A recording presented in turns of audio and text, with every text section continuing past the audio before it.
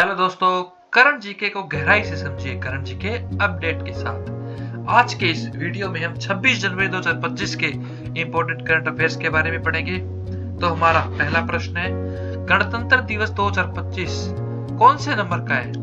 तो दोस्तों आपको ये बताना है कि गणतंत्र दिवस का ये कौन सा सेशन है। तो इसका उत्तर होगा 76वां। क्या उत्तर होगा इसका? 76वां। देश 76वां गणतंत्र दिवस मना रहा है, जो 26 जनवरी 1950 को हमारे संविधान को अपनाए जाने का प्रतीक है। 26 जनवरी 2025 में देश का 76वां गणतंत्र दिवस और संविधान लागू होने के 75 साल पूरे होने का उत्सव मनाया जा रहा है। भारत का संविधान भारत के प्रत्येक नागरिक को न्याय, स्वतंत्रता, समानता और बंधुत्व की गारंटी देता है। दूसरा प्रश्न है, हाल ही में कितने गुमनाम गायकों को पद्मश्री से सम्मानित करने की घोषणा की गई? तो इसका उत्तर होगा 30 गुमनाम नागरिकों को। कितने? 30 गुमनाम नागरिकों को। गोवा की 100 वर्षीय स्वतंत्रता सेनानी 150 महिलाओं को पुरुष प्रधान क्षेत्र ढाक वादन में प्रशिक्षित करने वाले पश्चिम बंगाल के ढाक वादक और कठपुतली का खेल दिखाने वाली पहली भारतीय महिला उन 3 गुमनाम नायकों में शामिल है जिन्हें पद्मश्री से सम्मानित करने की घोषणा की गई है।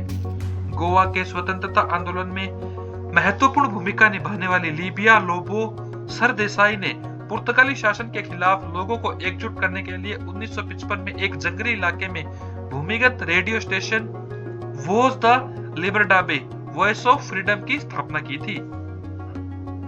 तीसरा प्रश्न है, हाल ही में कितने अधिकारियों कर्मचारियों को पुलिस पदक से सम्मानित किया गया है? तो इसका उत्तर होगा 31 अधिकारियों कर्मचारियों को। क्या उत्तर होगा इसका?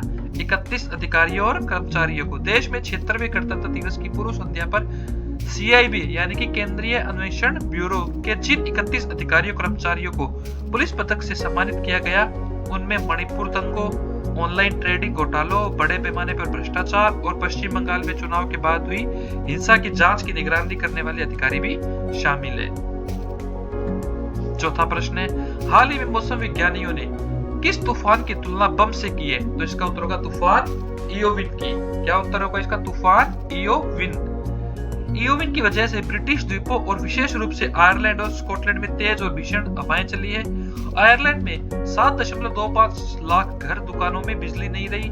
उत्तरी आयरलैंड में 2,80,000 घर दुकानों में बिजली नहीं रही। स्कॉटलैंड में 1 लाख घर दुकानों में, वेल्स में 5,000 घरों में और आयरलैंड की राजधानी डबलिन में सड़कों पर पेड़ गिर गए। पांचवा प्रश्न है, हाल ही में किसे अमेरिका के नए रक्षा मंत्री बनाने की मंजूरी मिली है? तो इसका उत्तर होगा पीट हेगसेथ को। क्या उत्तर होगा इसका? Pete Hegseth. अमेरिकी संसद की उच्च सदन सीनेट ने शुक्रवार देर रात हुए मतदान के दौरान उपराष्ट्रपति JD वेंस के टाई ब्रेकर वोट देने के बाद पीट हेगसेथ को अमेरिका का रक्षा सचिव मंत्री बनाए जाने की मंजूरी दी है। छठा प्रश्न है, हाल ही में किस देश की उच्चतम न्यायालय ने मुंबई हमले के दोषी को भारत प्रत्यार्पण को मंजूरी दी है? तो इसका उत्तर होगा अमेरिका की। किस देश की उच्चतम न्यायालय ने? अमेरिका की उच्चतम न्यायालय मुंबई हमले के दोषी को भारत प्रत्यार्पण के मंजूरी दी है। मुंबई हमले में दोषी तहफुर राणा के भारत प्रत्यार्पण को मंजूरी देते हुए इस कदम के खिलाफ उसकी पुनरीक्षण याचिका भी खारिज कर दी। सातवां प्रश्न है, ऑस्ट्रेलियन ओपन के महिला एकल का खिताब किसने जीता? तो इसका उत्तर होगा अमेरिका की मेडिसन कीज ने। क्या उत्तर है इसका? अमेरिका की मेडिसन कीज ने। अमेरिका की मेडिसन कीज ने शनिवार को ऑस्ट्रेलिया ओपन के महिला एकल फाइनल में 2 बार की गत चैंपियन बेलारूस की एरेना सबालेंका को हराकर अपना पहला ग्रैंड स्लैम खिताब जीता। आठवां प्रश्न है, हाल ही में किस देश ने अडानी की परियोजनाओं की समीक्षा के लिए एक समिति नियुक्त की है? तो इसका उत्तर होगा श्रीलंका ने। ऐसा किस देश ने किया है? श्रीलंका ने। श्रीलंका सरकार ने शनिवार को कहा कि उसने मन्नार और पुनरी जिलों में अदानी ग्रीन एनर्जी की पवन ऊर्जा परियोजनाओं की समीक्षा के लिए एक समिति नियुक्त की है। नौवां प्रश्न है, हाल ही में एमफी ने किस कंपनी से वित्तीय और आर्थिक सर्वोत्तम प्रक्रियाओं हेतु समझौता किया है? तो इसका उत्तर होगा इंडोनेशियाई निवेश प्रबंधक संघ एसोसिएसी मैनेजर इन्वेस्टेसी इंडोनेशिया से। क्या उत्तर है इसका? इंडोनेशियाई निवेश प्रबंधक संघ एसोसिएसी मैनेजर इन्वेस्टेसी इंडोनेशिया से। Association of mutual funds in India यानी कि एमपी और इंडोनेशियाई निवेश प्रबंधक संघ एसोसिएसी मैनेजर इन्वेस्टेसी इंडोनेशिया ने शनिवार को द्विपक्षीय वित्तीय और आर्थिक सर्वोत्तम प्रक्रियाओं को मजबूत करने के लिए एक समझौता ज्ञापन पर हस्ताक्षर किए। इससे होगा क्या?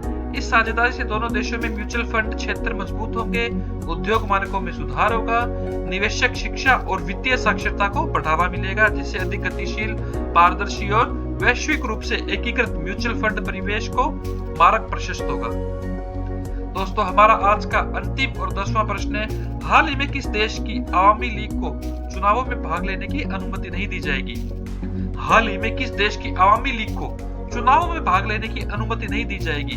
तो इसका उत्तर होगा बांग्लादेश। क्या उत्तर है इसका? बांग्लादेश। बांग्लादेश की 10 प्रधानमंत्री शेख हसीना की आवामी लीग को चुनाव में भाग लेने की अनुमति नहीं दी जाएगी। तो दोस्तों, ये थे हमारे आज के 10 इंपॉर्टेंट करंट अफेयर्स।